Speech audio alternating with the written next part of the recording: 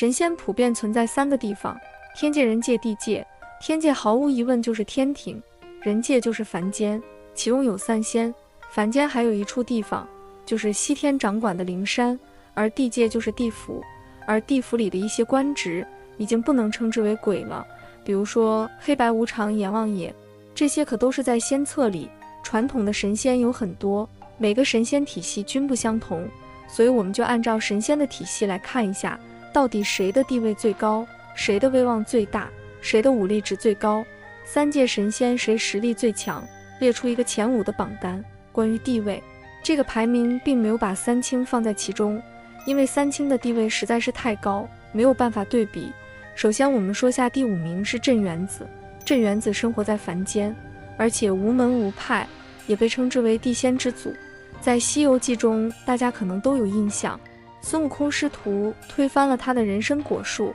究竟镇元子为何能进入前5呢？很大原因就是他这棵人参果树。我们都知道，和人参果类似的还有蟠桃，蟠桃种植在天庭，自然没有人敢去闹事，而蟠桃的功效就是增加寿命。而人参果呢？人参果可以增加些许寿命，但是没有蟠桃加的多。不过人参果的主要功效可是很厉害，那就是增加修为。对于神仙或者修炼成精的妖怪来说，寿命远没有修为诱惑大，所以镇元子无门无派，没有背景，却有这种宝贝，肯定让许多人眼红。这么多年过去了，人参果树还在镇元子手中，就说明了一个问题：镇元子实力不容小视，个人感觉胜过玉帝如来。第4名紫薇大帝，虽然在传说中并未出现紫薇大帝，不过出现了他的转世，他就是李世民。李世民转世后，记忆被封印，不过神仙们可是知道他是谁。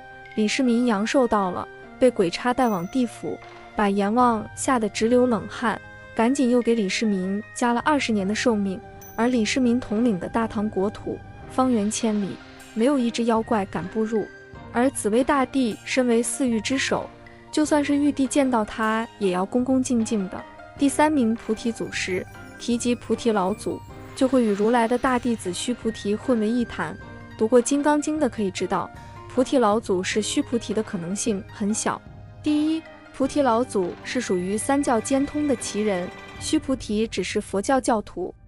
第二，菩提老祖法力高强，随便教出个孙悟空就可以大闹天空，可见菩提的法力更加的厉害，而须菩提却没有这等法力。所有菩提肯定不是如来的大弟子须菩提。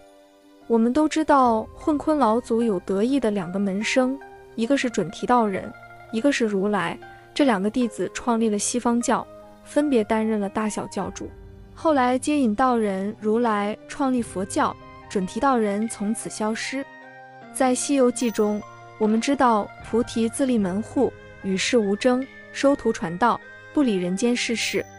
他也就是孙悟空第1位师傅，身份成谜，实力成谜，名字是佛教的，却开了一个道观，佛道通吃。最强的还是短短3年，把不会识字的孙悟空变成了大闹天宫的齐天大圣，可想内里深厚。而如来有着3界第1眼睛慧眼，菩提就在他眼皮底下，他都没发现。这也就说明菩提比如来的修为要高不知多少倍，所以菩提排在第3位。第2位燃灯佛祖，燃灯佛祖就是西天最厉害的佛，不过在近代书籍中有过他的身影。毫无疑问，他是西天的老大，出生就有一项伴随光晕，还有一只半生坐骑白象。而他的厉害之处就是对修炼的理解，已经快接近到本质。有一次三清找他论道，一个佛家中人肯定对道没有三清了解啊。不过燃灯一开口，把三清也吓住了，他的理解三清听了也头头是道。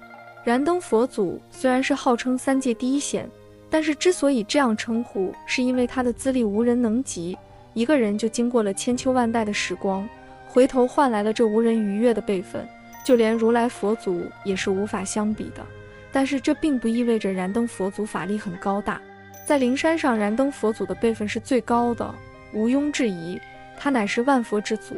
一个人念佛诵经，度过了千秋万代的岁月，最后才有此辈分。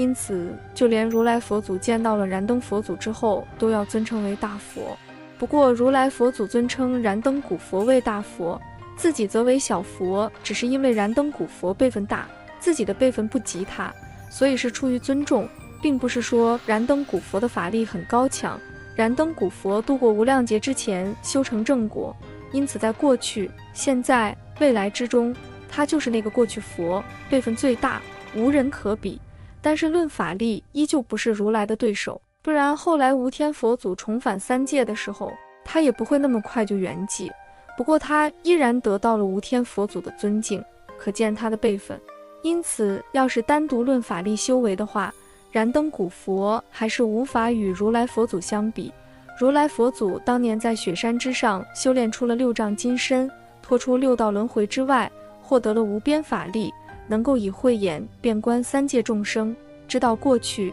现在、未来之事，三界之中无人可比，乃是真正的佛法无边。因此燃灯古佛不在于他拥有什么法术，他能够让如来和无天真正如此尊重和敬佩的，就是在于他的资历和修为。一个人度过了无边的劫难之后，依旧诚心向佛，最后燃灯佛祖圆寂之后，如来也是束手无策，无法挽回，于是就加封孙悟空为新的万佛之祖，继承了燃灯古佛的衣钵，所以把他排在了第2位。第1位后土娘娘，太上老君是3卿之一，坐于太清之右，但是在书中的地位在玉皇大帝之下。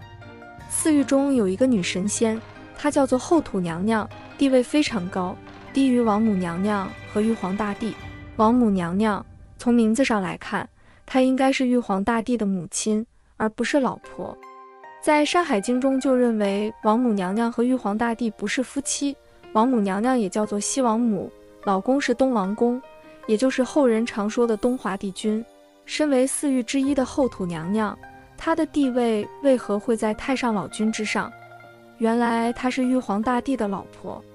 相传在上古时期，天地还没有出现，宇宙还是一团元气。后来盘古开辟了鸿蒙，这团元气变化成清浊2气，清气上升变化成天，浊气下降变化成地。后来天地交合而万物生，玉皇大帝是天孕育出来的第一个神仙，而后土娘娘是地孕育出来的第一个神仙，一个成为天上之王，另一个成为大地之母。既然是玉皇大帝的老婆，所以在《西游记》中太上老君都听命于她。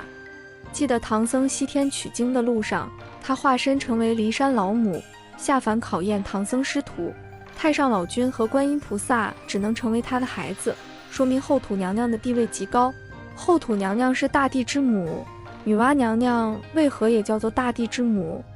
原来有一些神话传说认为伏羲就是盘古，女娲娘娘是伏羲的妹妹，他们是天地间出现最早的神仙。伏羲也叫做开天辟地浩皇上帝，伏羲开天辟地，女娲娘娘在天地间创造了世间万物，因此后人认为伏羲是天上之王，而女娲娘娘是大地之母。皇天后土，天和地是对立的，天由他人掌管，而这地就由后土娘娘掌管，可见后土娘娘的实力。后土娘娘一直待在地府之中，而地府的本质就是后土娘娘创建的，比如说轮回，还有6道、畜生道等等，后土娘娘的记载太少了。但有一点，后土娘娘能创造出来6道轮回，最少半步脚踏入了圣人界。大家可能会问，还有3卿、太上老君、盘古等等呢？这些也其实考虑到了，但是他们的实力已经是圣人界了，所以压根就不用排名，要不然榜单前3都被3卿占领了。而后土娘娘之所以排进去，我认为后土娘娘应该没有3卿、盘古等人厉害的，但是在圣人之下，后土是第一人。以上就是今天分享的内容，喜欢请点赞、关注、转发，感谢观看，我们下期见。